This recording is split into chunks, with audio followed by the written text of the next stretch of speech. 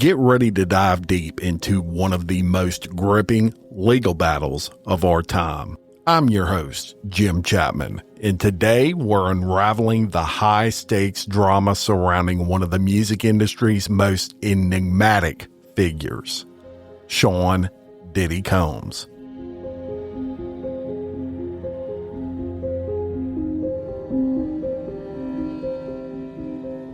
In a case that has captivated millions, the courtroom has become a battleground for fame, fortune, and the dark secrets that lurk beneath the glittering surface of celebrity life. As the gavel comes down, we'll explore the allegations, the testimonies, and the shocking twists that could change the course of Diddy's legacy forever.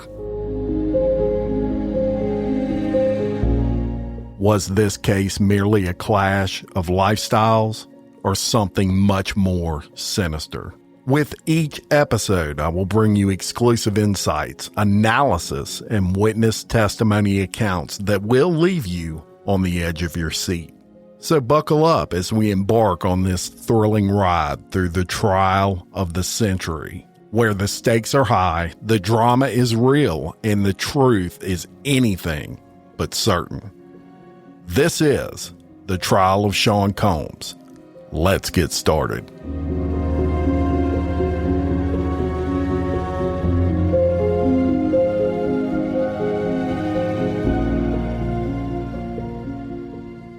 And this is the 11th episode in the trial of Sean Combs. And today, May 20th, we're going to pick up where we left off yesterday. And that was with the testimony of David James, who was a former personal assistant to Sean Combs. And he is back on that witness stand. And right out of the gate, the prosecution asked about the drugs that Diddy traveled with. And David James, he testifies that Sean Combs traveled with a large supply of prescription and illegal drugs, including pills that were stamped with President Barack Obama's face on them, which I didn't see that one coming, y'all. And if you'll remember, David James testified yesterday about preparing riders for Diddy, for hotels and for green rooms, etc. And in today's testimony, he got a little more specific with that, as I had hoped that he would. He testified that he would primarily prep the hotel rooms that Combs stayed in, and he went on to say that there were personal items, fresh underwear, socks, slides, iPads, various snacks, including applesauce, Jell-O, and Fiji water. There was a toiletry bag also with 40 different cosmetic products, which James would set up on the bathroom counter for Combs. There was also a medicine bag stocked with, quote, 35 to 40 different pill bottles, some of those unmarked. He recalled seeing Tylenol, Advil, water pills to lose weight, Viagra, and meds to increase his sperm count, as well as Percocet and ecstasy. There was also a personal Louis Vuitton bag that James said Combs security would carry. And depending on the date, James said it sometimes would hold $10,000 or more in cash inside of that Louis Vuitton bag. And of course, on yesterday's episode, we talked about that a little bit. Remember, they pulled that Louis Vuitton bag out and fanned out $9,000 in front of the jury yesterday. He also testified that he was reimbursed by Bad Boy Entertainment for expenses such as medicine and snacks, but for certain supplies such as baby oil, Astroglide, and condoms, he was told to be reimbursed by Combs' security staff, who would pay him cash out of that Louis Vuitton bag. And that's for obvious reasons, right? Diddy didn't want this paper trail of freak-off items that he was purchasing at local drugstores, right?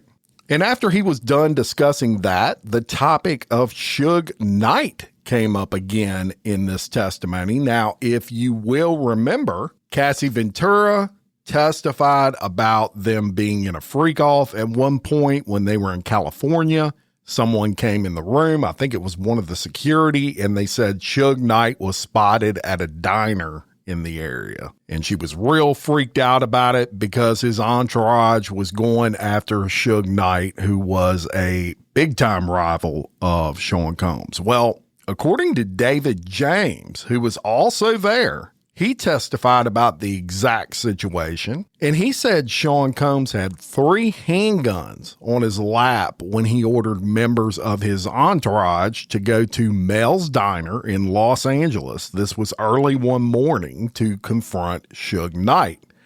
He said Combs demanded that James drive to the restaurant at around 4 o'clock a.m., and then circle the block after they failed to spot Knight's Cadillac Escalade in the parking lot. James said on the stand that, quote, "I remember thinking there's 3 guns and 3 people in this car."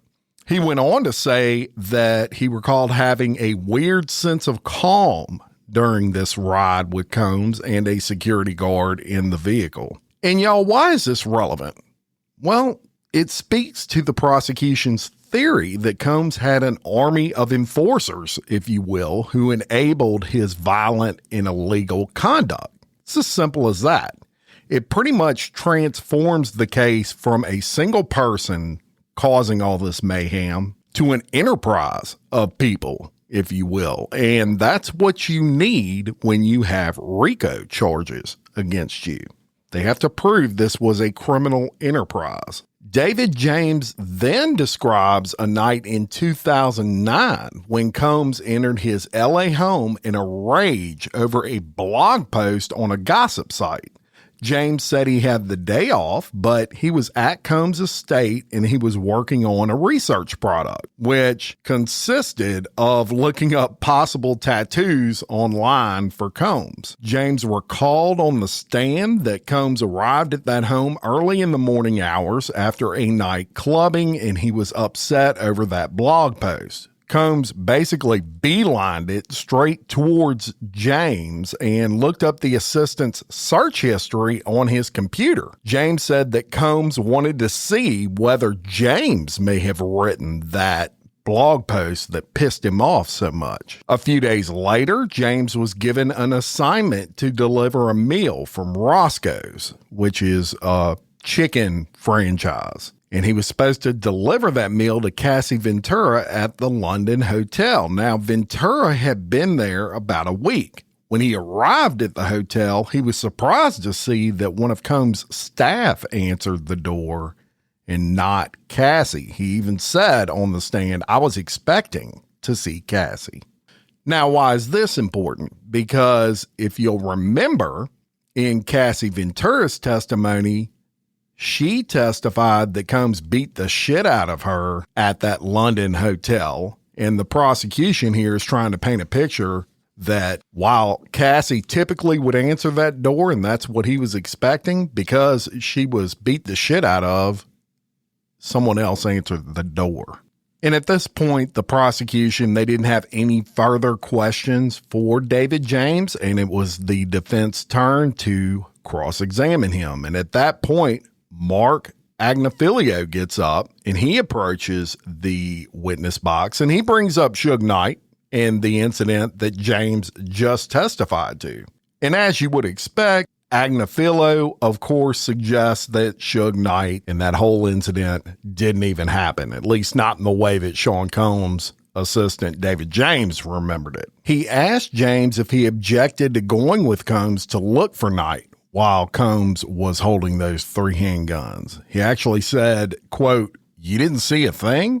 And James responded with, quote, "Respectively, sir, you have someone with 3 guns that close in proximity. I didn't think I had the option to say anything," which was a great answer, in my opinion. He did agree with Agnifilio that the incident was a radical departure from normal events during his time employed by Combs. And look, Agnifilio was very aggressive as he cross-examined David James about his account of that incident with Suge Knight. As a matter of fact, his demeanor with James was significantly different than his treatment of Kerry Morgan in her testimony yesterday. Actually, in that testimony, he periodically would apologize for having to ask her questions that many would deem disturbing. And I think that's a little bit of what you can see as a difference between cross-examining a female about those and cross-examining a male about those instances. Remember, you start bullying a female on the stand and you're a male prosecutor and it looks really bad to a jury. So some more details emerged regarding what it's like to be an assistant to Diddy during this testimony, and some examples of what James testified to while being cross-examined include James admitting that he was prepped by prosecutors for the defense examination. And that's totally normal. And of course, Diddy's defense knows this is totally normal, but it's a tactic that you present to a jury as a defense attorney to make it look like something shady's going on, even though that is normal in every case in the world. He also gave more detail about how Combs ran his companies. He said he was involved with everything, a micromanager. James also said he once worked 21 days straight, and he credited that work ethic to being raised in Flint, Michigan. Another assistant, he said, once went to the hospital for dehydration after working a 24-hour shift. And James said that Combs' security detail used to have a saying, quote, "Do you know what rhymes with tired?" And the answer was fired. And we now know, thanks to Agnafilo, that applesauce I mentioned earlier on Combs' hotel riders, the defense clarified that he liked applesauce on his cheeseburgers, which, yuck, in my opinion. Does anybody out there listening actually eat applesauce on their cheeseburgers? Am I missing out on something here? The defense also threw a major curveball to James when, out of the blue, they asked James if he ever choked Combs' personal chef, who the defense referred to as Chef Jordan. And James answered that he hadn't. The government at that point objected to that line of questioning, and after a brief sidebar, the defense was allowed to continue. So James said at that point that he was annoyed with the chef seeming to tell him what to do. He said, "I grabbed the chef's wrist and told her to stay in her fucking lane," which totally inappropriate. The defense then asked what consequences James faced as a result of the encounter, and James said that Combs asked him what happened. James told him his side of the story, and he said Combs then responded, "You can't be putting your hands on women." Wow. If that ain't the pot calling the kettle black. Quote, "You do it again, and I'm going to have to let you go," James recalled Combs telling him. He said Combs told him to write the chef a note and to get her a gift.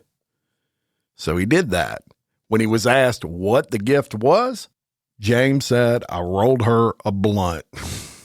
Holy smokes. The defense then asked James about an encounter he had with Roger Bonds and two female sex workers. Now, Roger Bonds was a security guard for Combs. James said he was not aware at the time that the women were sex workers. He said he and Bonds met these women for drinks and dinner at a hotel, and they were having good conversation. He said they brought them back to Combs' home, which Combs was not there at the time, and after they had what he called relations, James said Bonds told him to pay one of the women $200. However, James did not part with that money for long. Prompted by the defense, he explained that the night ended with the woman he was with wanting to take a shower, which he said he charged her $200 for the shower.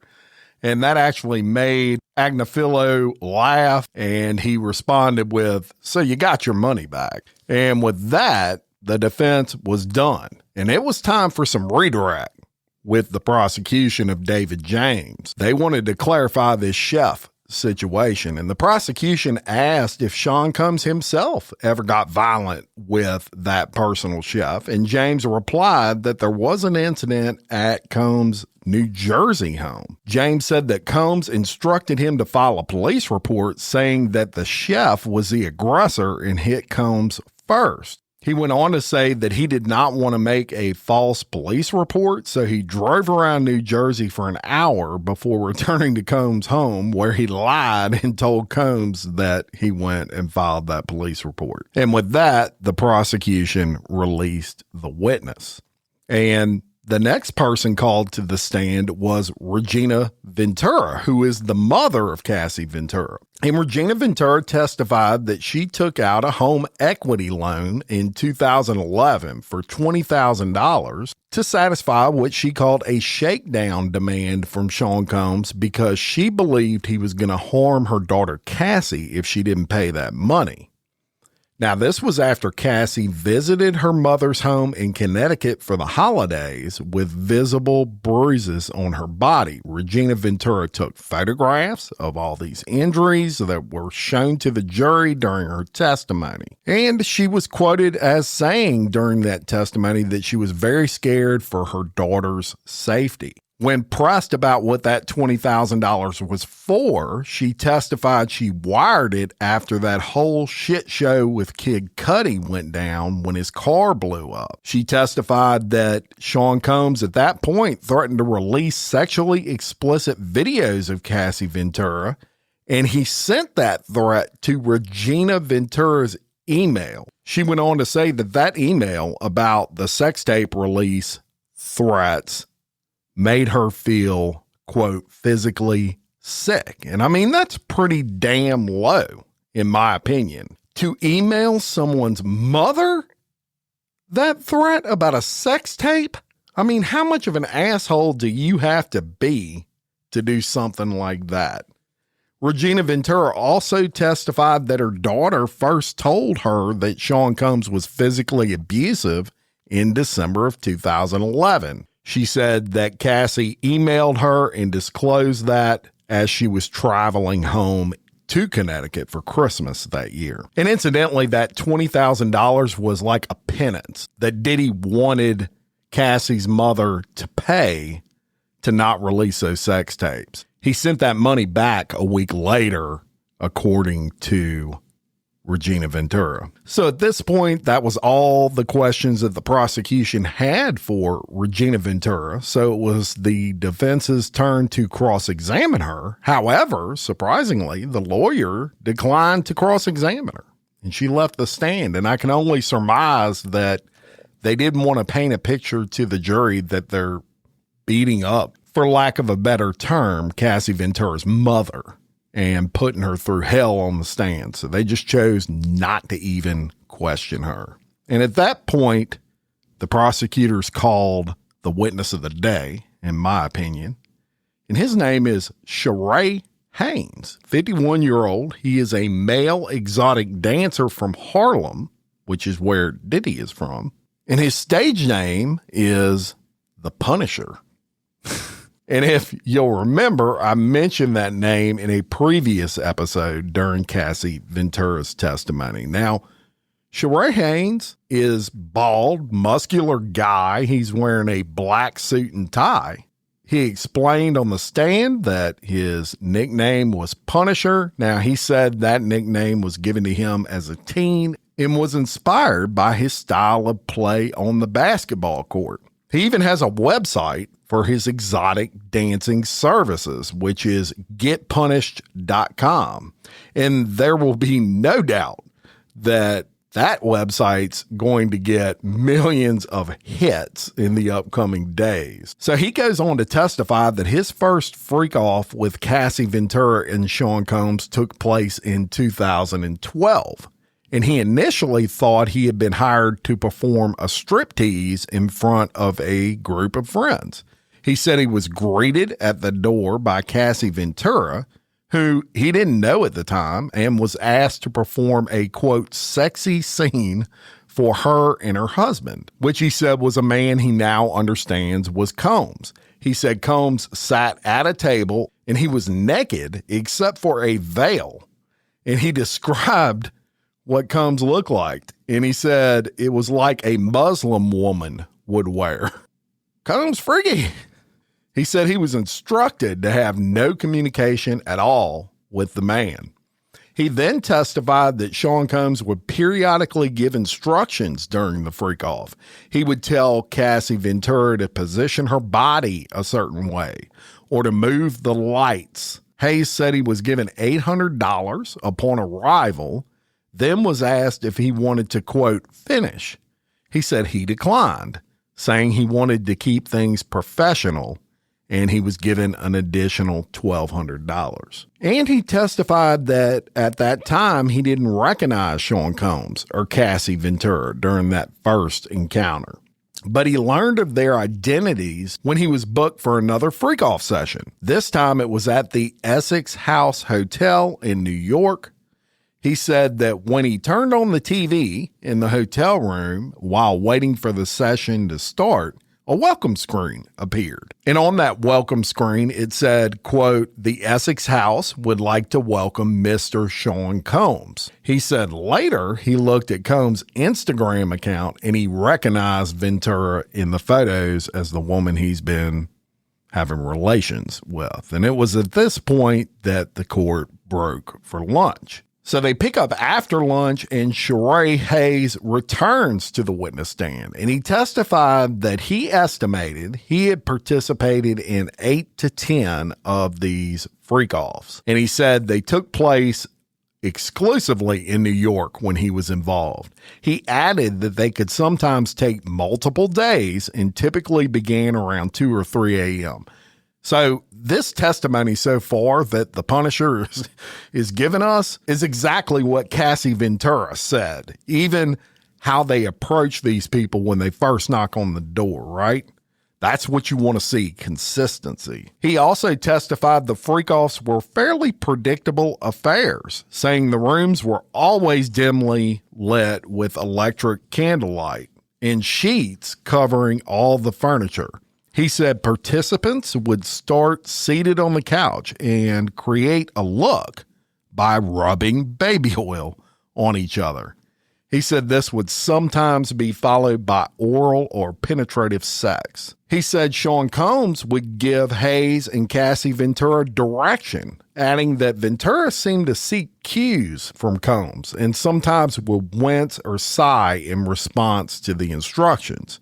He did recall a time on the stand when Combs threw condoms on the couch and said he was, quote, ready to see them fuck. Another time, Combs dropped a stack of money on the bed as Hayes and Ventura had sex and expressed his approval. So at that point, the prosecution, they had no further questions, and defense attorney Xavier Donaldson, he approaches the witness stand to perform his cross-examination of the Punisher. So he asked the Punisher when he first got into his career, and Hayes testified that he began exotic dancing on Labor Day weekend in 1995.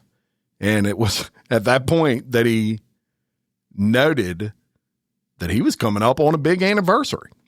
So you're talking 30 years this guy's been an exotic dancer ever since he was 21 years old. He said he had danced for hundreds of thousands of ladies over the past 30 years, including lap dances, rubbing, and what he called, quote, professional dry humps. Donaldson appeared to not understand the latter term, so Hayes repeated it several times. Now, come on, Xavier Donaldson, you know what dry humping is? Hayes also testified that he wrote a self-help book.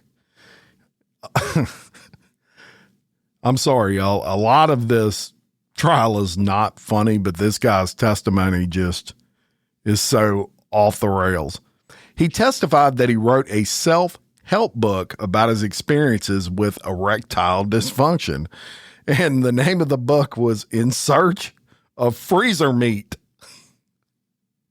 He said the book detailed his journey trying to cure his condition and that he tried to make light of the issue to make it relatable, saying on the stand, what's harder than Sorry, I'm not even going to cut this out. What's harder than freezer meat? Explain the book's title during cross-examination. I mean, you can't make that shit up, y'all. I'm sorry.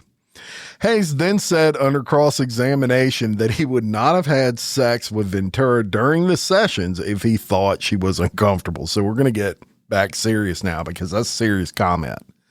Donaldson asked, quote, there were no clues about any discomfort, correct? He went on to say that's based on your 25 years of experience doing dry humping on hundreds of thousands of women. And Hayes responded back, correct. And obviously, the route Donaldson is going here is to refute Cassie Ventura's comments on how she hated freak-offs. He's basically asking this guy, did she appear uncomfortable? Was she having a good time? That sort of thing. And the guy said she did not appear uncomfortable. So with that, the defense releases the witness. However, of course, the prosecution, they're definitely going to redirect because honestly, they have a problem now because this guy is saying Cassie didn't mind any of this. And this is their witness, mind you. So they approach the witness box for redirect and they ask, quote, what made you think Miss Ventura was enjoying herself? So Hayes describes performing oral sex on Ventura, after which he said she scooted towards him as if she were ready for intercourse. He said Ventura also looked back at Combs as if to get his consent, and that's important. And Combs responded with, quote, go ahead, enjoy yourself. And Hayes said, I assumed it was an enjoyable moment, but the fact that she turned around to look at Combs to get him to say go for it is important. The prosecutor then asked if there were any other indications Ventura enjoyed herself, such as noises, or if Hayes had ever had interactions with Ventura outside of the freak-offs. And Hayes said he had not had any interactions with her. He didn't really comment about noises. He was quoted as saying, I had no reason to believe she was not engaged in what we were doing. So at this point, the prosecution releases Donaldson. He leaves the witness box and they call their next witness, which is Gerard Gannon. Now, he's a special agent with Homeland Security, and he testified that he was tasked with planning the federal raid on Sean Combs' mansion on Star Island in Miami. And he testified that the raid involved many more agents than usual due to the size of the 20,000 square foot property and possibly armed security being there. They didn't really know what they were going to walk in on. He said Combs' home was searched at 3 or 4 p.m., which he said isn't typical for such raids. He said the reasoning behind that was they found out Combs and his family were scheduled to take a trip out of the country that day. And if you'll remember, Combs was on a boat like in the middle of the ocean during this raid. But they found out about this information and they thought it was best to wait for him and his family to leave before they conducted that raid on that home. The prosecutor then asked to give some specific details regarding the raid, and Gannon testified that they used a tank to push open the gate to the home, and he also noted that using a tank was not unusual, nor was breaking the gate to get into the home. It seemed like the prosecutor here is trying to head off the defense because they're going to get up and they're going to start asking about all these things that appeared to be above and beyond what you would normally do in a raid. But he described what they did with that gate as standard practice in the interest of gaining quick access to the property. Gannon was also asked by prosecutors to walk through some of the items that they found on the raid of Sean Combs' Star Island home. And he testified that in the main bedroom's closet, federal agents found parts of an AR-15 rifle and corresponding accessories, including red dot optic plates, which he said make the shooter more accurate. And then they presented some photos of the bedroom.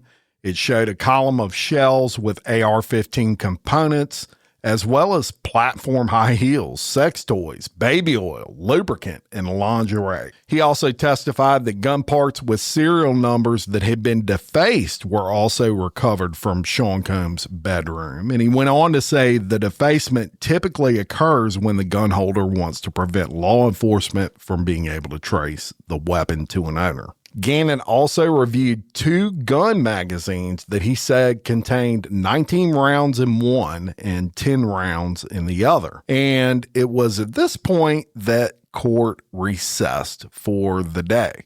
We'll pick back up with Gannon's direct examination on our next update. And what a day it was in the Sean Combs trial. And you got introduced to the Punisher. You can't make that testimony up, folks. Just crazy. Thank you so much for listening. Check out the Patreon for commercial-free early releases, bonus episodes, quarterly gifts for our top-tier patron members.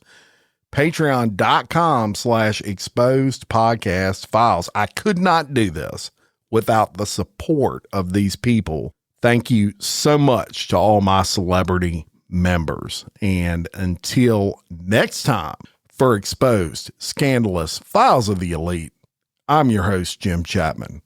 Much love.